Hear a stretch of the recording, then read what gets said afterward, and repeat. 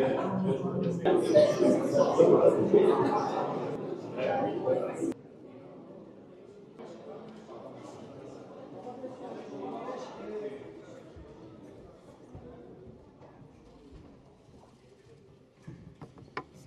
به بینندگان محترم داشتند.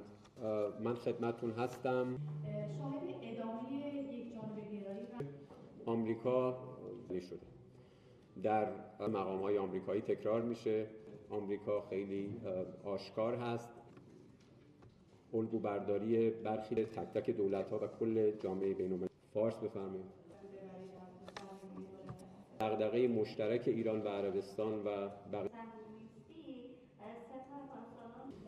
طبیعی است که در هر گفتگویی با طرف‌های اروپایی، حاکمان جدید سوریه، اساساً صحبت از مداخله ایران، وضعیت سخت لبنان و روزانه با حملات رژیم سکونده جامعه لبنان